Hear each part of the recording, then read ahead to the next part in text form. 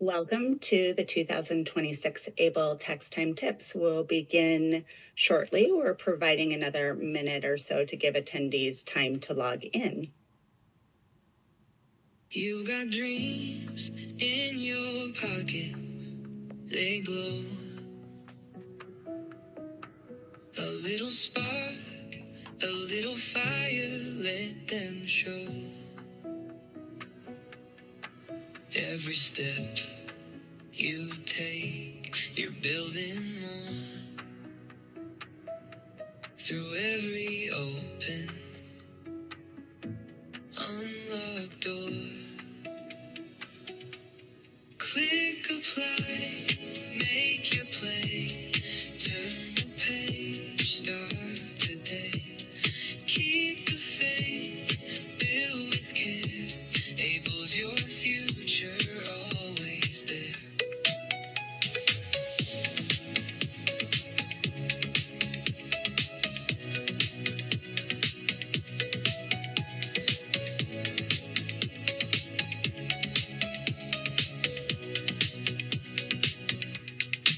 The road ahead, it twists and bends, but every journey finds its ends.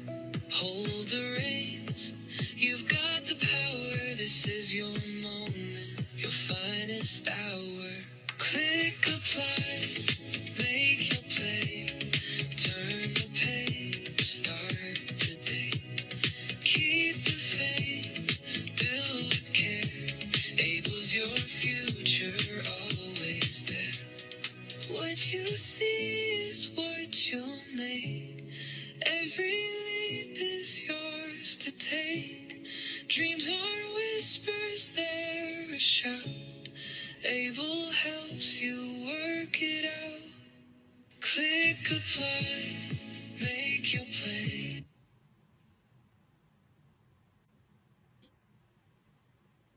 Hello, I'd like to start with a few housekeeping slides. Listening to the webinar. The audio for today's meeting can be accessed using computer audio or by calling in by phone. If you select computer audio, please make sure your speakers are turned on or your headphones are plugged in. If you do not have sound capabilities on your computer or prefer to listen by phone, dial 1-929-205-6099, meeting code 819-3305-6421. Questions and technical assistance. The chat has been disabled for attendees. If you have questions, please use the Q&A box. We encourage you to simply make note of your questions and listen to the full webinar before entering your question in the Q&A box. We often answer questions within the presentation. If your questions are not answered or you're listening by phone, please email info@ablenrc.org or visit our website, ablenrc.org, and contact us if our resources do not provide the answer you are seeking. If you have technical difficulties during the webinar, use the Q&A box to send a message to the NDI host, or you may email info@ablenrc.org with the subject line, Webinar Help.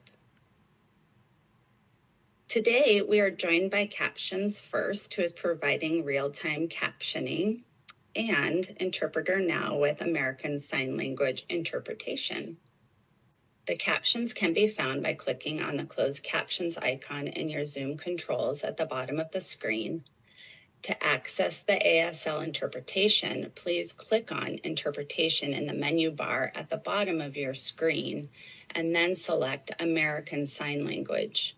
Please note there are two interpreters who will switch on and off throughout the presentation. Note, if you do not see the captions after clicking the button, nor see the ASL interpreters on the screen, please alert the host via the Q&A box. As a reminder, this webinar is being recorded and you will have access to the PowerPoint slides, this recording, and supplemental materials. In some of the slides, there is a direct link to go to a site that will give you more information. You will also have access to click on these links in the PDF, and we will be posting the PDF of this presentation in the chat window as well. ABLE National Resource Center provides all the ABLE information you need in one place. ABLE NRC shares reliable, objective information about ABLE plans, including plan comparisons, best practices, and strategies to increase savings for now and into the future.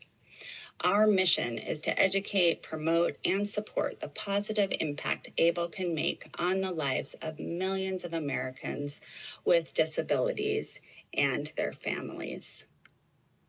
So with that, I'd like to introduce the presenters. We have Amelia Dalton, Senior Tax Analyst, National Partnerships with the Internal Revenue Service, and Laurie Schaller with ABLE NRC, Manager of Financial Empowerment with National Disability Institute.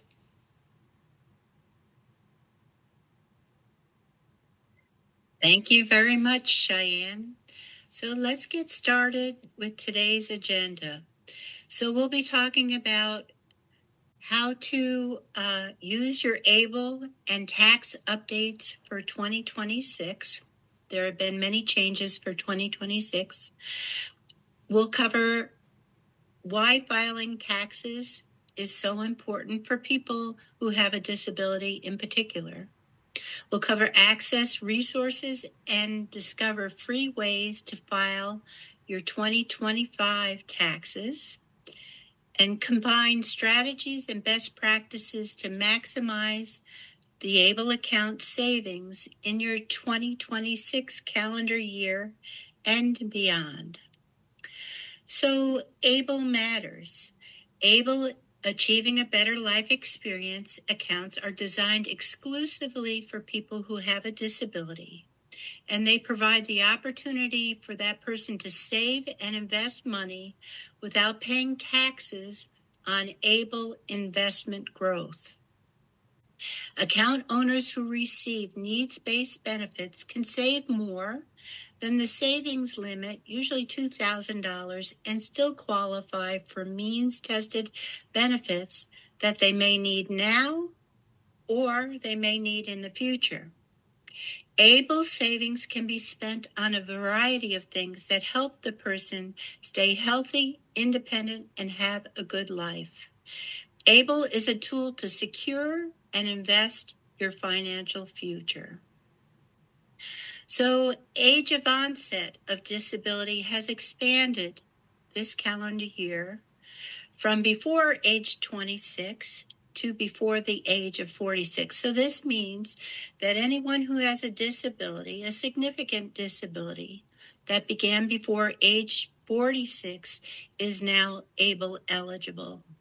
The annual contribution limit has increased from $20,000 up to $35,650 for eligible employed ABLE account owners.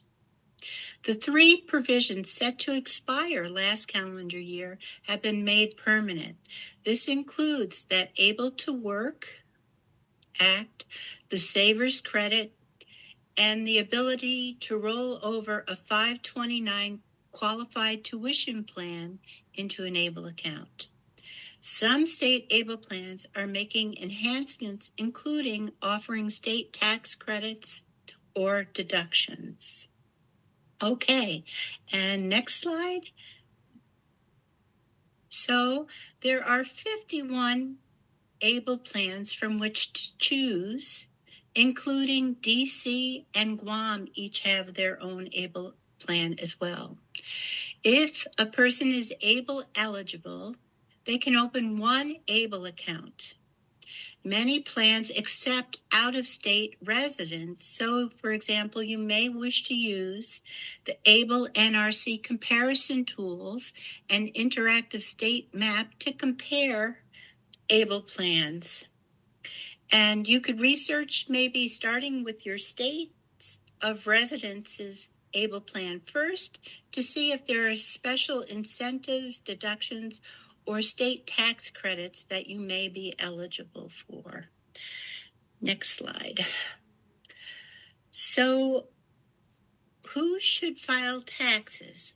A person who works, who has a disability, should file income taxes regardless of the amount of their earnings.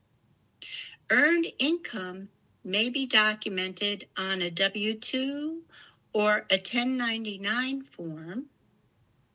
And for 2026, each time a person works, for example, this calendar year, and they've earned 1,890, they've earned points toward another quarter of coverage towards SSDI and or a retirement benefit in the future. And if they have dependents and survivors, they also may become eligible for these benefits based upon that individual's work history. Okay, next slide. So tax filing is really crucial. Filing a tax return is the only way to claim a tax credit or to receive a tax refund for taxes already paid, like through employer withholdings. A person can receive future economic impact stimulus payments faster if they have a record with the IRS of having filed income taxes. A person can use their income tax refund to pay back taxes and or SSA overpayments that they might owe. And this can help a person to improve their credit to qualify for more affordable credit when needed. Tax filing reduces the risk of identity theft should someone else use your information to attempt to file and request an income tax refund. You will be notified that someone else has already filed a return, and you can contact the IRS to resolve that concern. Filing builds work history for Social Security Administration retirement benefits, Social Security disability insurance, and premium-free Part A Medicare. So tax filing is very, very important for people who have a disability. And now, next slide, I would like to speak about Medicaid waiver or qualified foster care programs. A person who receives SSI and or SSDI or early retirement who is paid as a caregiver through a Medicaid waiver program or qualified foster care program may need to file income taxes to receive earned income tax credit and child tax credit. The earnings must be reported to the Social Security Administration, and this may impact SSI, SSDI, or early retirement benefits. And you can access IRS updates with the link provided in this slide. And next slide. So we'll talk about more changes for 2026, and I'd like to invite Amelia Dalton to cover this information. Amelia? Thank you so much. Next slide, please. The tax year 2025 e-file date started January the 26th, 2026. This was the first day that federal returns were being accepted. The last day of the regular filing season is April 15th, 2026. Extensions are due on October 15th, 2026. In general, to claim a refund, you must file an amended return within 3 years after the date you filed the original return, or 2 years after the date you paid the tax, whichever is later. You may want to file to claim tax credits, deductions, and to record any earned income from employment or self-employment. Remember, if you change your federal return, it may affect your state return. Next slide. Now let's look at the standard deductions for 2025. The standard deduction, let's say for married filing jointly or qualifying widow, is $31,500. That's the standard deduction. For head of household is $23,625. And then for single or married filing separately, it is actually $15,750. Next slide, please. Additional standard deductions for age 65 or blind for 2025 for single or head of household is $2,000. And then for married filing jointly or qualifying surviving spouse is $1,600. Next slide, please. Now let's look at the earned income tax credit. The earned income tax credit, also known as EITC for 2025, the maximum credit amounts for 3 or more children is $8,046. For 2 children is up to $7,152. With 1 child is up to $4,328. And no children is $649. And a special note to remember is a person with a disability may be claimed as a dependent indefinitely. The credit is based on earned income and is paid to the tax filer. Next slide, please. Now let's look at dependents and also kiddie tax.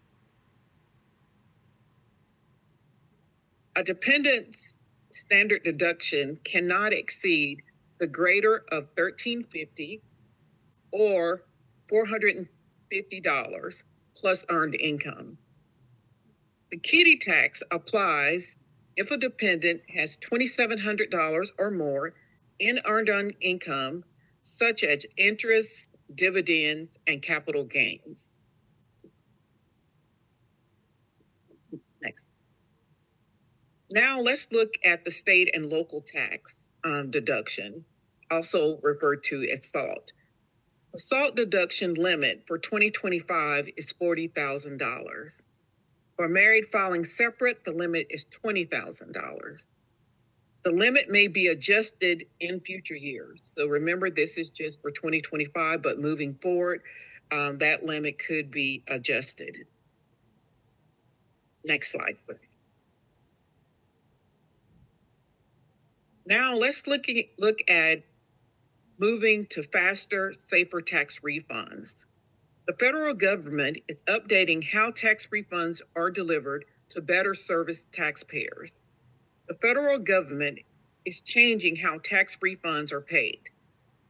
Paper tax refunds began to phase out on September the 30th, 2025, as allowed by law. This change follows an executive order signed March the 25th, 2025. Paper checks are much more likely to be lost, stolen, delayed, or altered. Changes does not affect how taxpayers file their returns, but is in the issuance of paper, of how paper check, that's what we're referring to. Next slide, please. What taxpayers can expect and how to prepare. Direct deposit gives taxpayers quicker access to their refunds. Electronic refunds are usually issued in less than 21 days.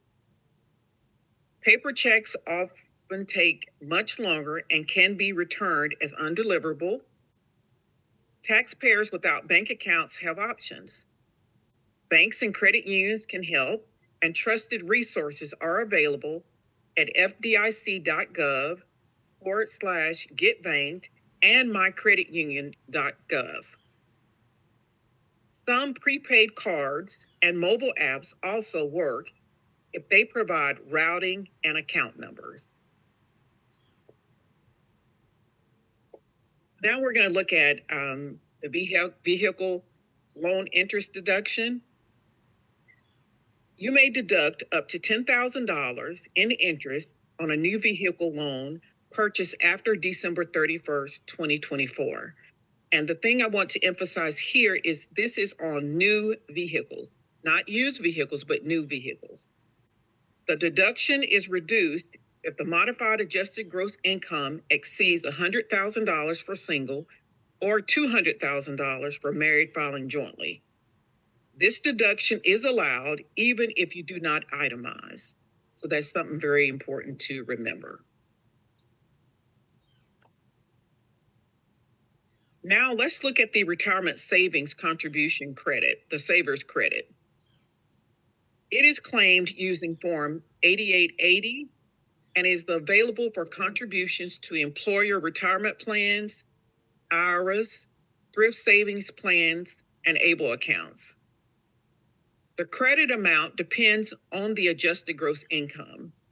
The maximum credit for single filers is $1,000, and married filing jointly is $2,000.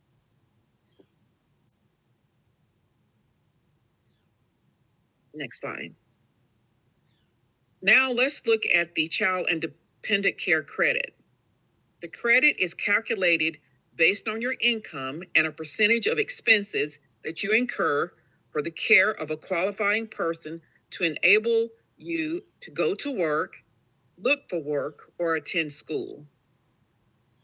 You may qualify for the child and dependent care credit if you paid care expenses so you or your spouse could work or to look for work.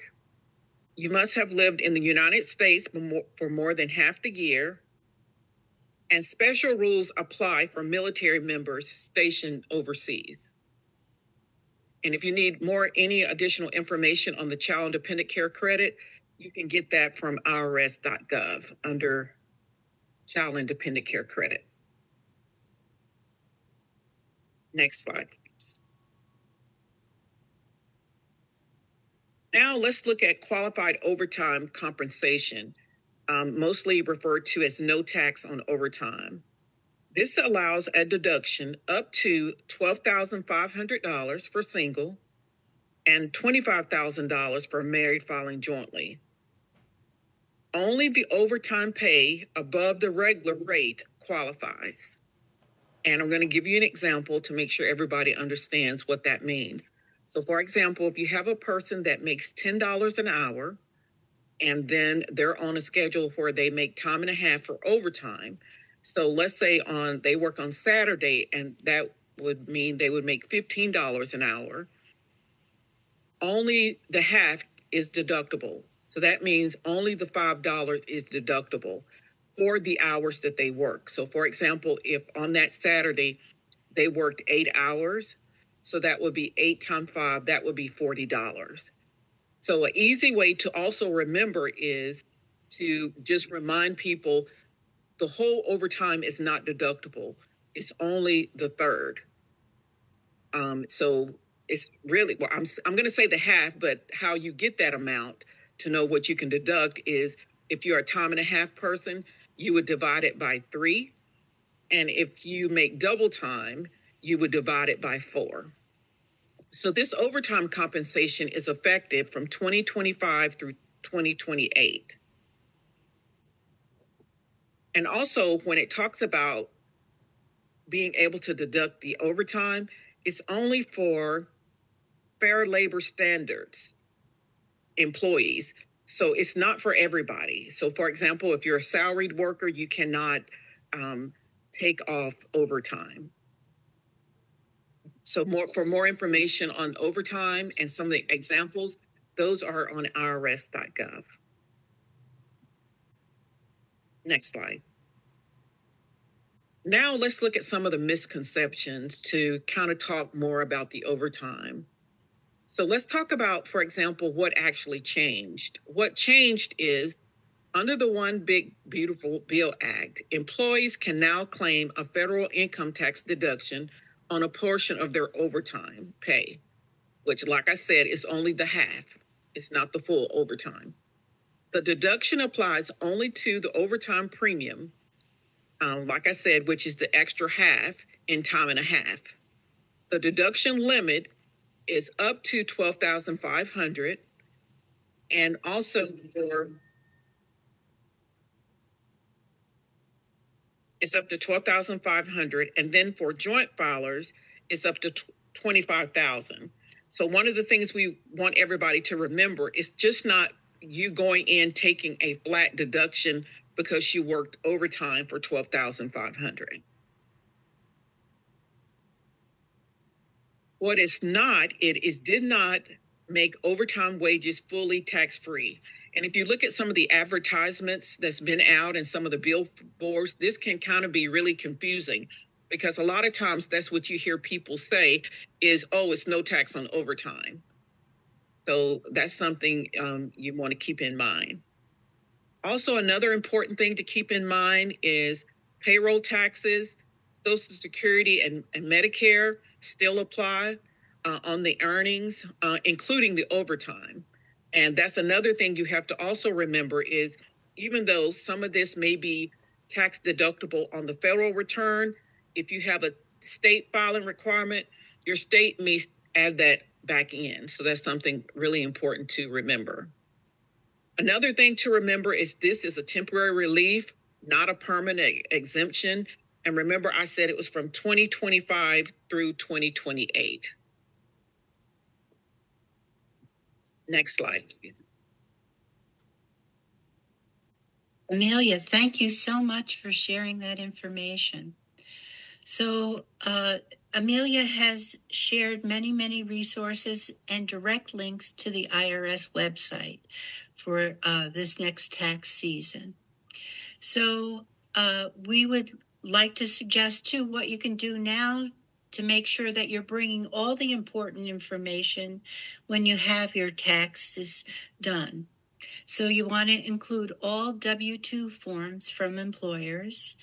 You may receive like 1099s from an employer, from banks, also from creditors, for example, if a credit was waived and you didn't have to pay that back. So this could also include unemployment compensation, dividend payments, pension payments, annuities, retirement plan distributions. And SSI income is not reportable income for tax filing purposes, but SSDI, Social Security Disability Insurance, may be taxable. So you want to bring the statement for how much you were paid for last year to your tax preparer. There is a Form 1099-K and a 1099 miscellaneous W-2 or other income statement if you worked being self-employed, like in the gig economy. Form 1099-INT if you were paid interest on savings accounts. Total of tips earned, so that you can tell your tax preparer that you want a portion of your tips waived. When you file your income taxes, you need to bring the total amount of tips that you were paid this year. And then the tax filer will help to apply for that disregard. And so then there is student loan interest too. If you paid on your student loan payments and a portion of that was for student loan interest, you want to bring a record of that to your tax filer. And Form 5866 for new vehicle purchase in 2025. So bring your paperwork for the car that you purchased in 2025 to ask if that car may meet the criteria that you could deduct interest paid for the purchase of that new vehicle. Tip information, I just wanted to share that those who receive disability benefits, if you receive tips of more than $20 per month, that needs to be reported to the Social Security Administration as countable income. So IRS rules are always different than Social Security Administration rules. So this will help you to file accurate information. Okay, next slide. ABLE tax documents. So you may have received like an IRS form 1099 QA, and this is sent to you by your ABLE program, and it lists ABLE distributions. So when funds were paid out on qualified disability expenses, it gives the total of that. IRS form 5498 QA, this is the amount of ABLE contributions made to the ABLE account this calendar year. And instructions for these forms are provided on the IRS website, and copies are mailed to ABLE account owners, and this is also reported to the IRS by the ABLE program managers. Okay, next slide. And Amelia, if you'd like to cover access to free tax preparation services. Yes, thank you. We have what we call the Volunteer Income Tax Assistance Program and also the Tax Counseling for the Elderly Program. And these two programs allow you to be able to go to a location and have your taxes prepared for free. So all you would have to do if you're interested in locating what's nearest to you is you can go to irs.gov and use the VITA locator. You see the link is here, or the AARP locator. You could use either one, and you would type in your zip code, and then it would give you the closest location to where you're located, where you can get free tax preparation. I would like to say most sites are different. Some sites are appointment only. Some sites are face-to-face. Some are drop-off. So that's something you will see when you go to the locator. Also on the locator, it talks about the different languages that are available at each location. So this kind of gives you,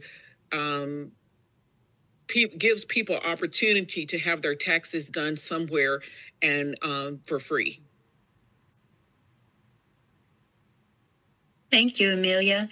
And next slide is talking about IRS free files. So this is for an individual who wants to prepare their income tax return on their own and submit it electronically. This provides tax software that guides you through the process of completing your own income tax return.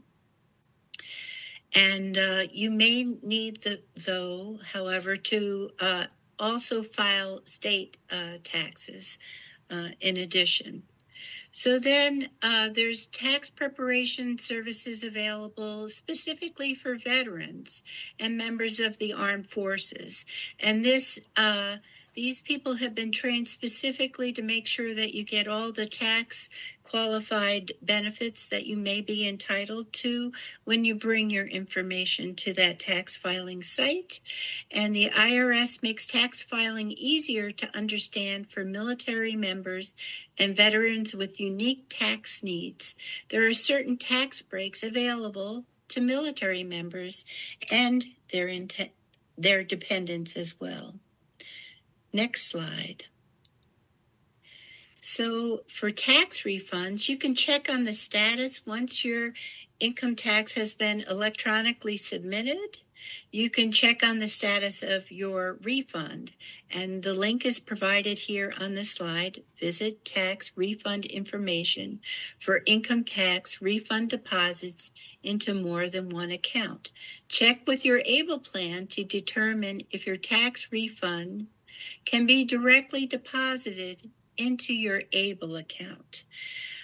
So we know that some plans do not have the capability right now to accept an electronic deposit of a tax refund. So in that case, The refund can be deposited into your regular checking savings account and then rolled over, deposited into an ABLE account.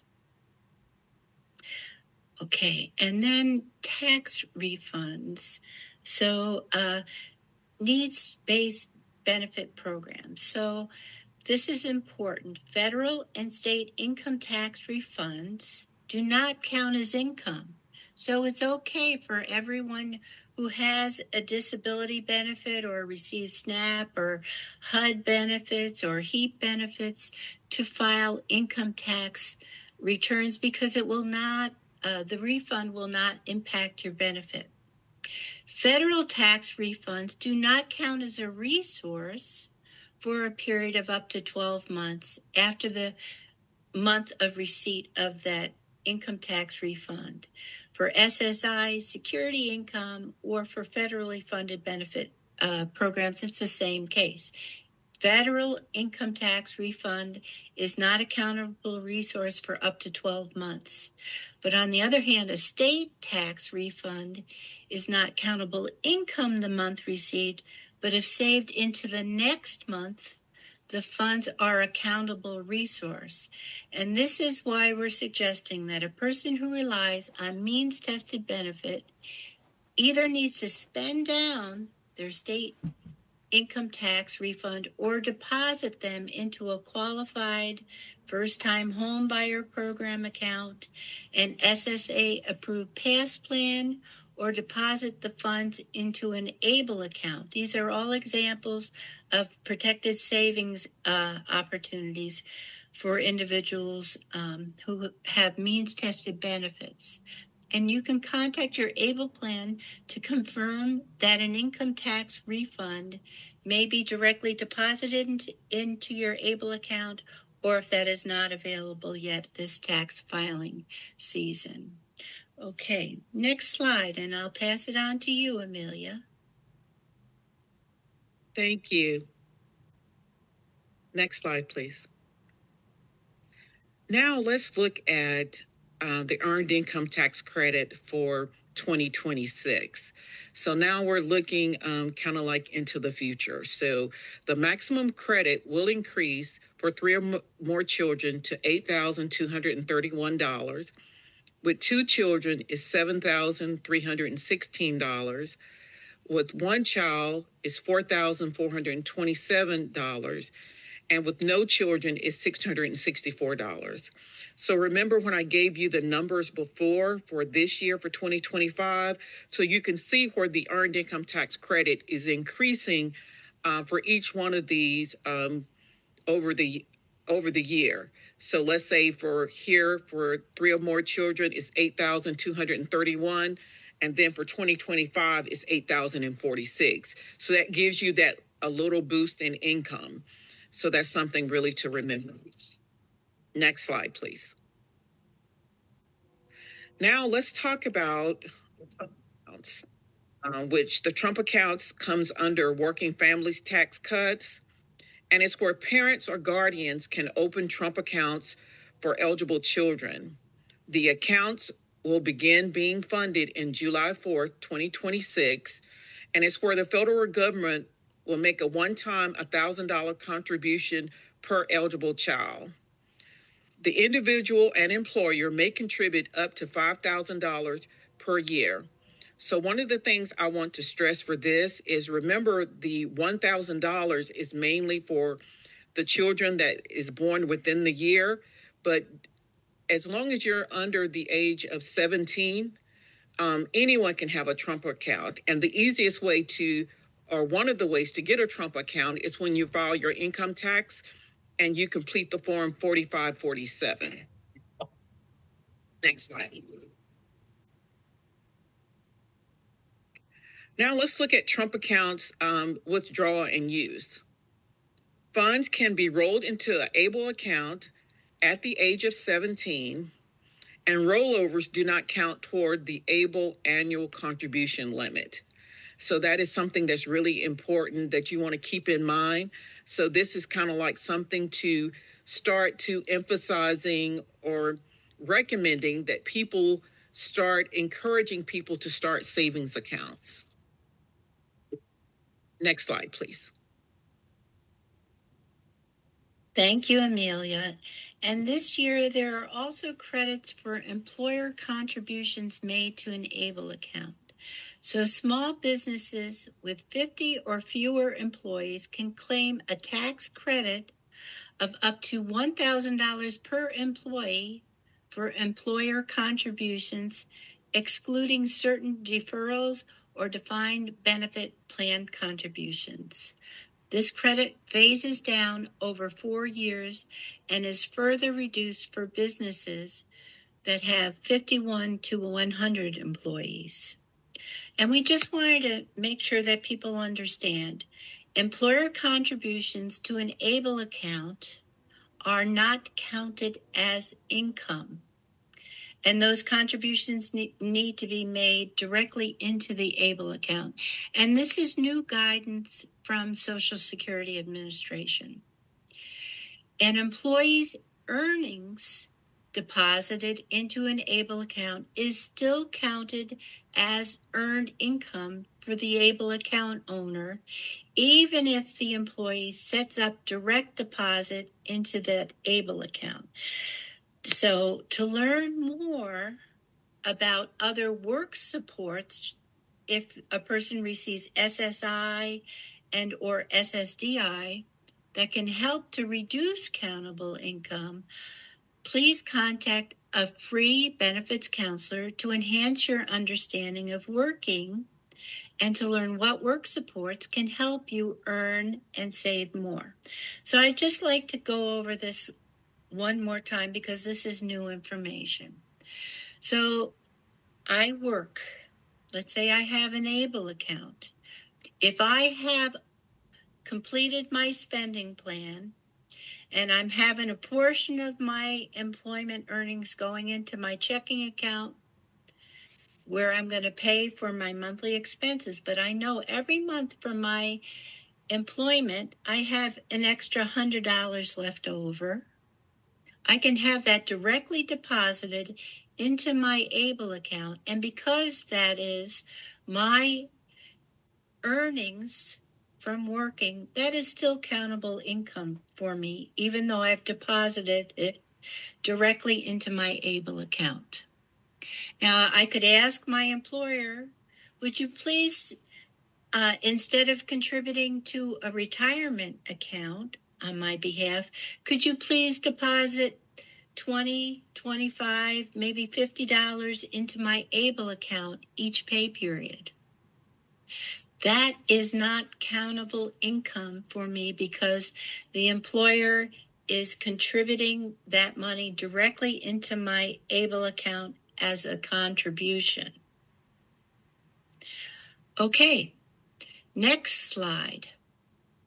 ABLE and SSI, SSDI overpayment. So we know many people report their employment earnings regularly to Social Security Administration, but they still may receive a notice after a period of time for overpayment.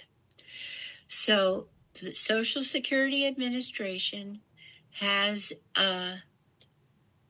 advised that the ABLE account can be used to repay an overpayment due to Social Security Administration. That is a qualified disability expense. But first, you want to ask Social Security Administration, if you think that you shouldn't have been charged an overpayment, you can complete a waiver or a repayment or set up a repayment plan with Social Security Administration to pay them directly rather than using, for example, your ABLE funds. So here's a tip and best practice. Confirm the overpayment with Social Security Administration. Make sure you truly owe that. You may negotiate repayment, often as low as $10 or 10% of your benefit. Using ABLE funds for repayment should be a last resort, preserving your savings and preserving your ABLE savings and investment growth. Repayment of Social Security disability insurance overpayments may lower your taxable income for this next calendar year. If repayments exceed benefits received, consult IRS Publication 915 or a tax professional for possible deductions and or credits. And then, so next slide is what steps can you take to increase your ABLE savings?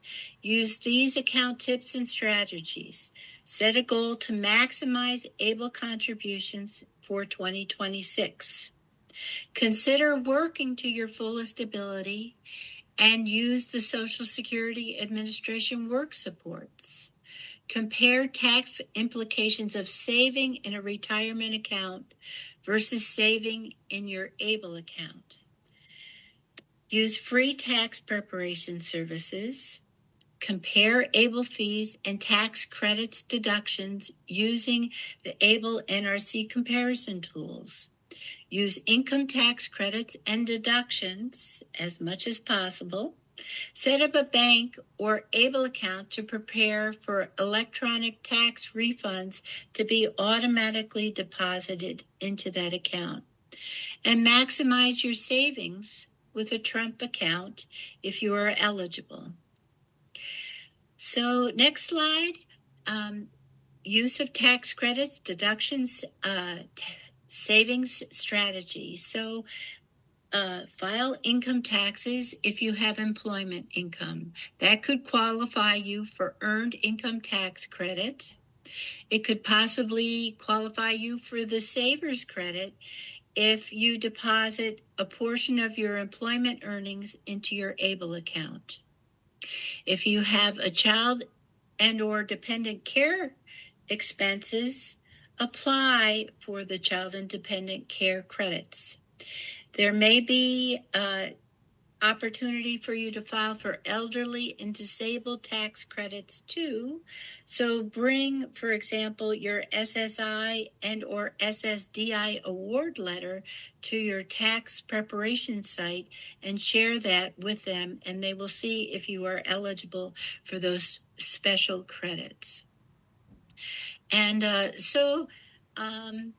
let me cover a little bit more information about the earned income tax credit. So a person who has a disability may be claimed as a dependent indefinitely, and the credit is credited or paid to the income tax filer when they submit their income tax return.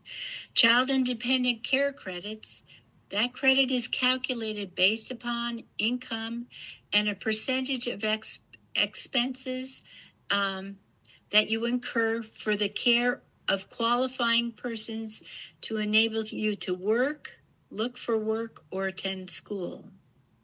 The saver's credit. So a person may be eligible if they deposit a portion of their employment earnings into that ABLE account, and they save that within their ABLE account. And this could qualify for them up to $1,000 deduction for taxes due. The maximum contribution amount that may qualify for the credit is $2,000 or $4,000 if married filing jointly, making the maximum credit $1,000 for an individual. And many states offer tax credits or deductions for ABLE contributions. So that information is available in the ABLE NRC ABLE plan comparison tools, and you can also reach out to your ABLE plan to see if your contributions may be eligible for a tax credit.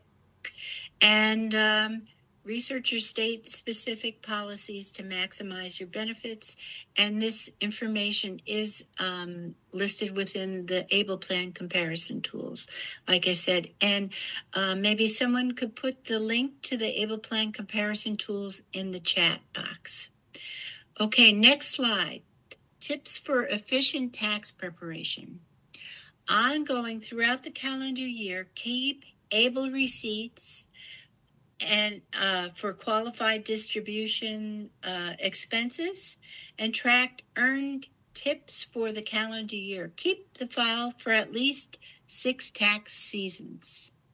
Before filing income taxes, organize your paperwork and establish a specific place for all incoming tax documents. So I try to make this easy for myself. I just have a paper envelope, and as documents come in, or as I have like my property taxes or my school property taxes documents, I put that right into that envelope. So all year long, I'm keeping my documents in one place.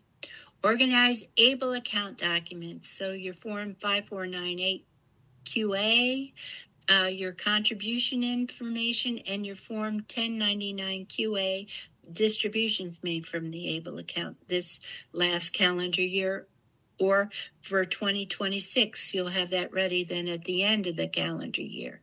If you need to file income taxes, share your ABLE forms with your tax preparer.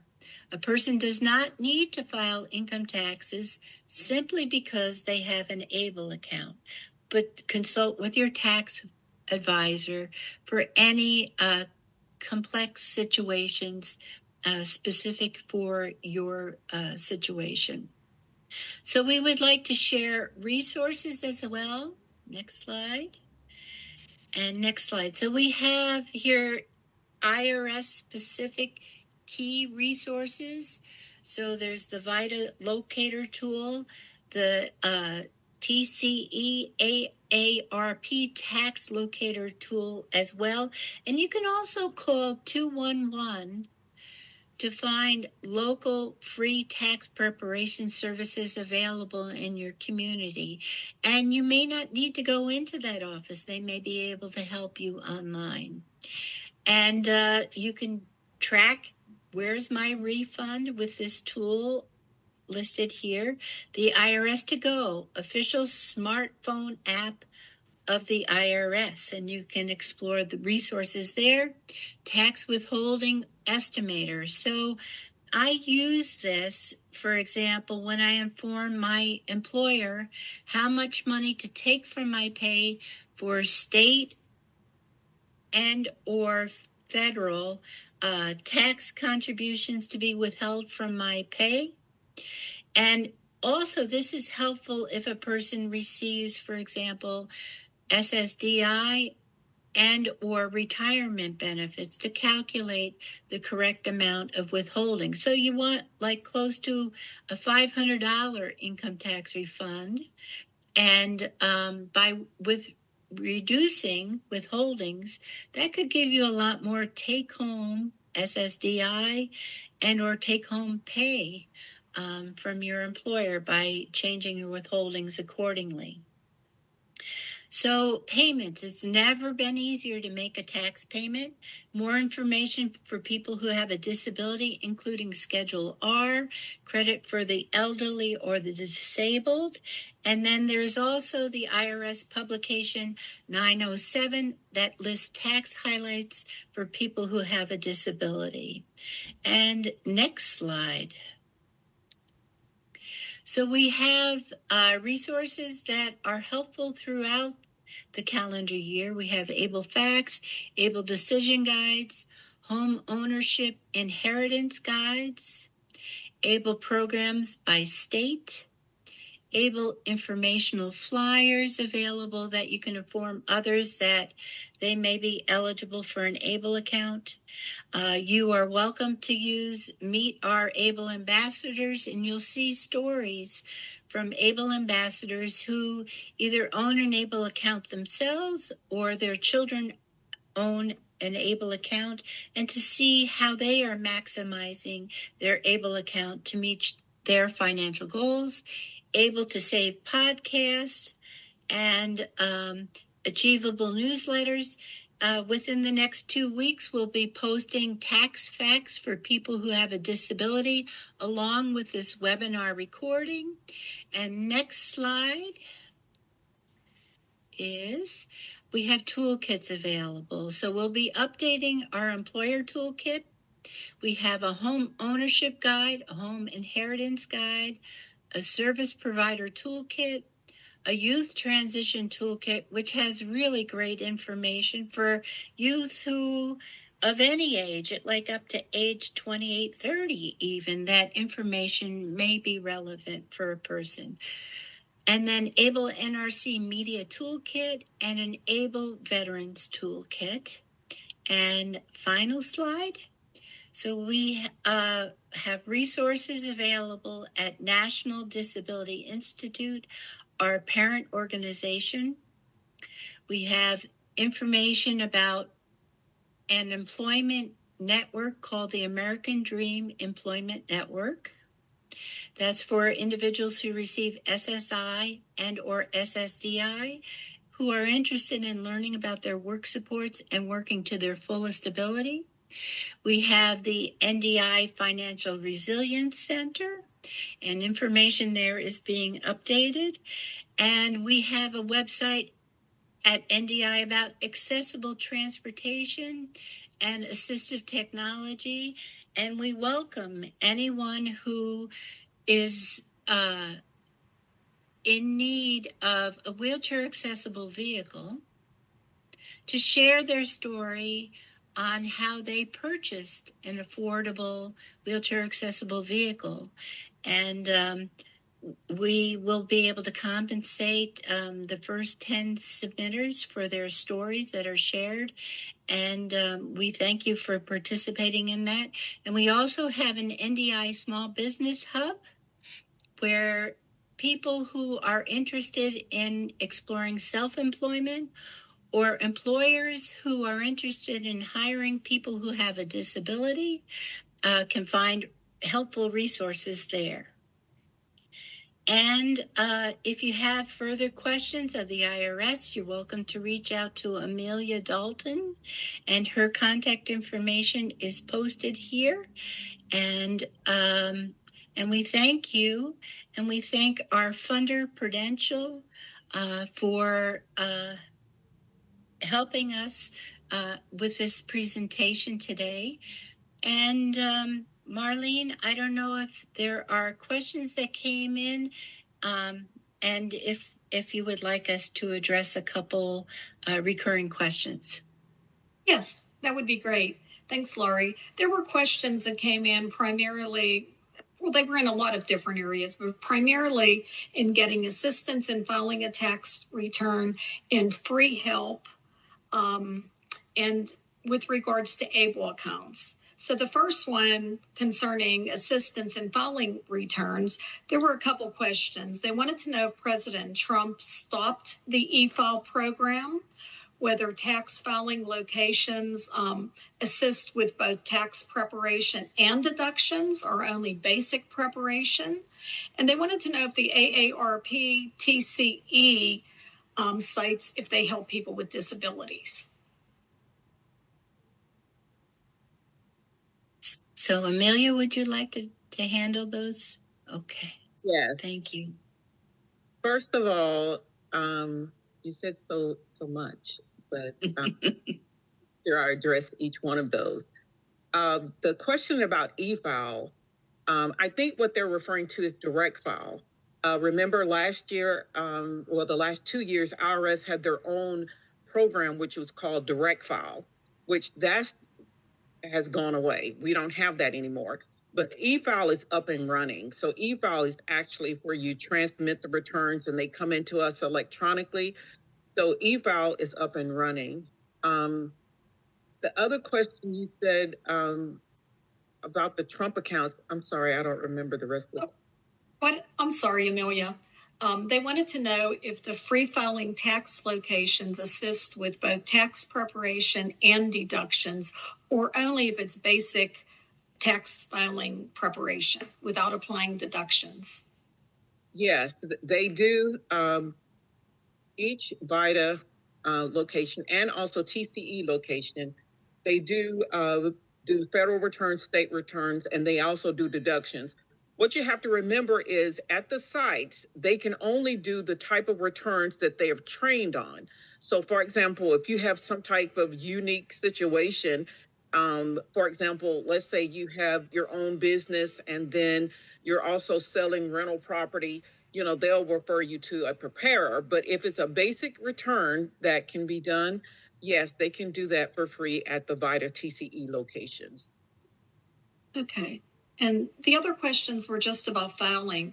There seemed to be some confusion when someone should be filing a tax return. There were questions, well, if I earned less than the standard deduction, they were quoting $15,750. Do they have to file? Or if they earned less than, say, a small amount of money, 500, 700, or if they got Amazon gift cards, do they have to file? Basically, I'm going to refer you to for that. It depends on each person's unique situation. So basically, I can't think of the number right off the top of my head.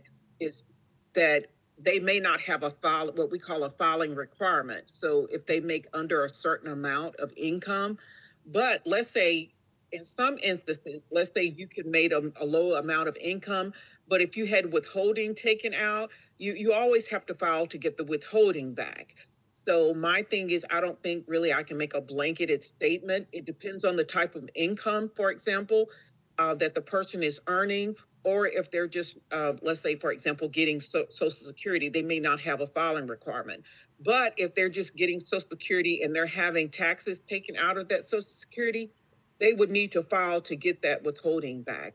And then normally what we do at the sites, if we see you don't have a filing requirement, we educate you on how to stop the withholding from coming out of your Social Security, or let's say your W-2 or whatever, if you fall within that category. Okay, great. Thank you for the clarification. Also, there were questions about ABLE accounts, and with the ABLE accounts, they wanted to know if they're not working and their ABLE account just earns interest, do they have to file? And they ask about the tax forms, who is responsible for issuing the 1099 or the other form, the 5498, I think it is, and when will they be available? If you could answer that one. Sure. So a person who is an ABLE account owner who is not working may not need to file income taxes simply because they have an ABLE account. But if they receive SSDI, a portion of that SSDI may be taxable. And so it may be best for people to reach out to the free tax preparation site and ask. And so 1099s were sent out by employers, and they may be posted electronically on banking or retirement account websites where a person needs to download and print those documents out. But those were all made available by the end of January. So you should be able to get that. The 5498 form, that's not coming to my mind what that form is for. Okay. I think with both ABLE forms, if I'm not mistaken, they're issued by the state ABLE programs. Yes. So each ABLE plan will send